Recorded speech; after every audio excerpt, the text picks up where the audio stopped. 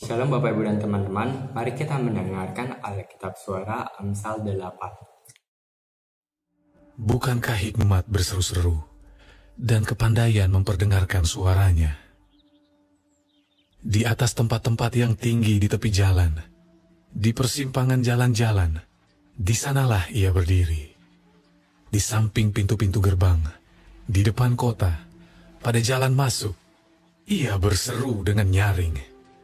Hai para pria, kepadamulah aku berseru. Kepada anak-anak manusia, kutujukan suaraku. Hai orang yang tak berpengalaman, tuntutlah kecerdasan.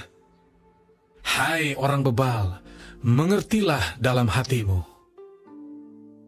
Dengarlah, karena aku akan mengatakan perkara-perkara yang dalam, dan akan membuka bibirku tentang perkara-perkara yang tepat. Karena lidahku mengatakan kebenaran, dan kefasikan adalah kekejian bagi bibirku. Segala perkataan mulutku adalah adil. Tidak ada yang belat-belit atau serong. Semuanya itu jelas bagi yang cerdas, lurus bagi yang berpengetahuan. Terimalah didikanku lebih daripada perak, dan pengetahuan lebih daripada emas pilihan. Karena hikmat lebih berharga daripada permata.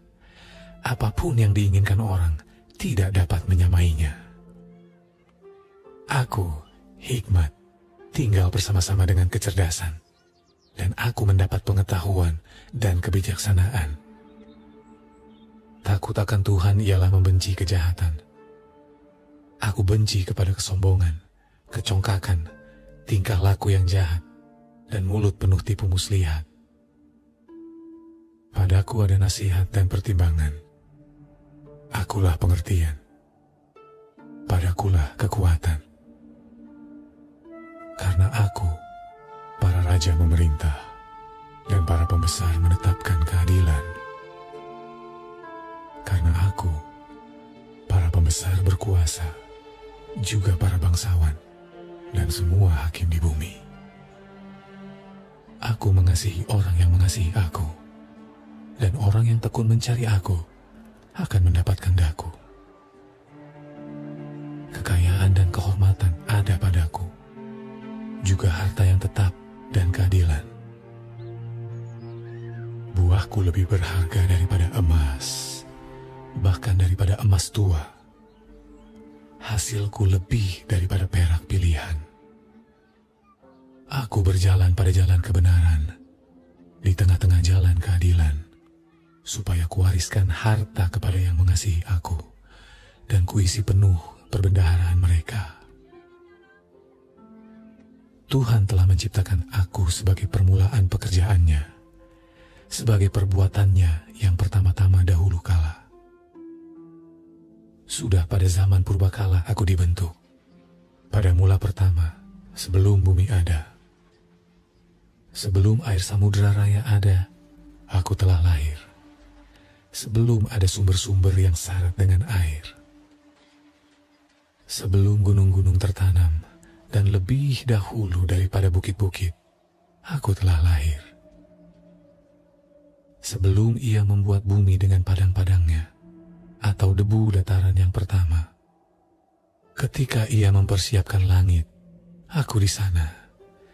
Ketika ia menggaris kaki langit pada permukaan air samudera raya, ketika ia menetapkan awan-awan di atas, dan mata air samudera raya meluap dengan deras, ketika ia menentukan batas kepada laut, supaya air jangan melanggar titahnya, dan ketika ia menetapkan dasar-dasar bumi, aku ada sertanya sebagai anak kesayangan.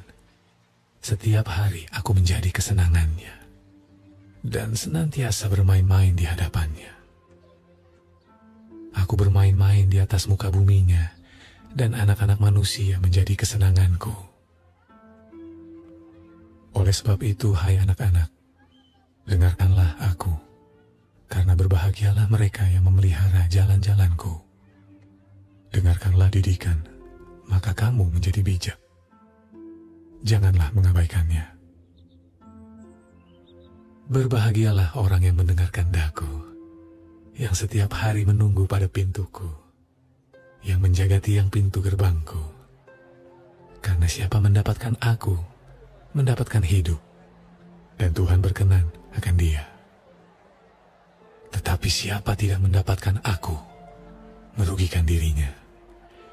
Semua orang yang membenci aku, mencintai maut. Nah, di Amsal 8 ini, Salomo menjelaskan banyak sekali tentang hikmat. Tapi, siapa sih itu hikmat sendiri? Nah, kita bisa lihat di Kejadian 1 ayat 2. Bumi belum berbentuk dan kosong. Gelap gulita menutupi samudera raya, dan roh Allah melayang-layang di atas permukaan air.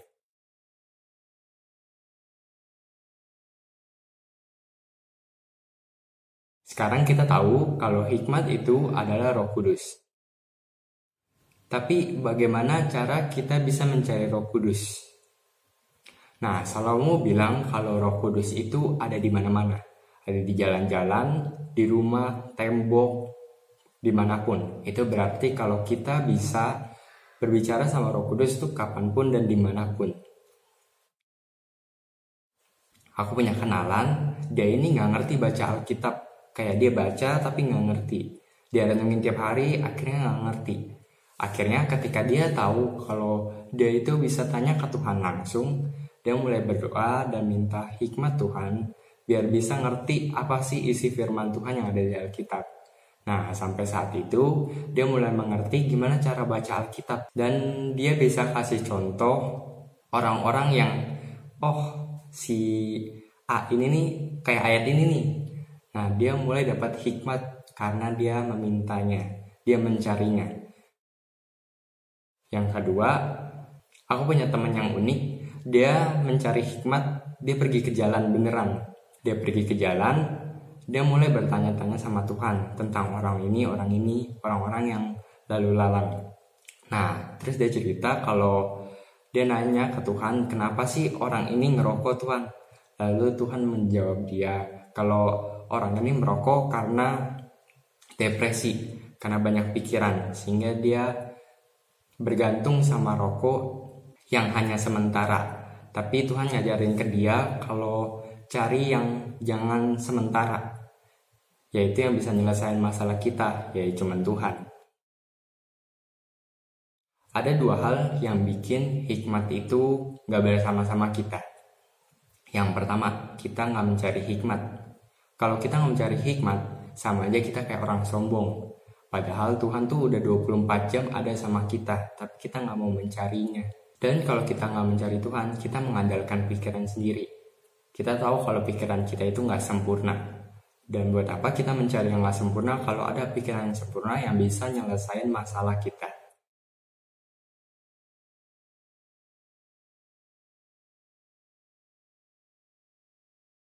Yang kedua, kita tidak takut akan Tuhan.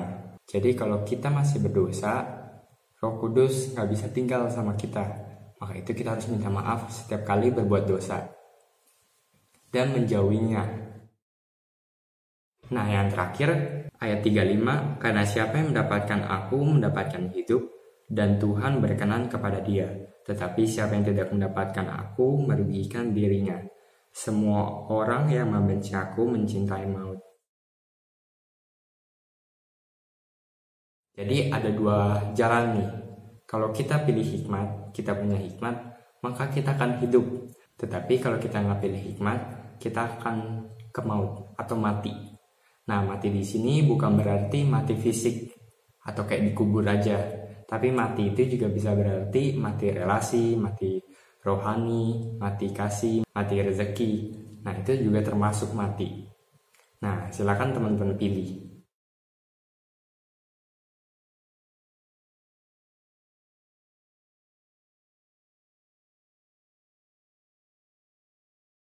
Sekian, terima kasih.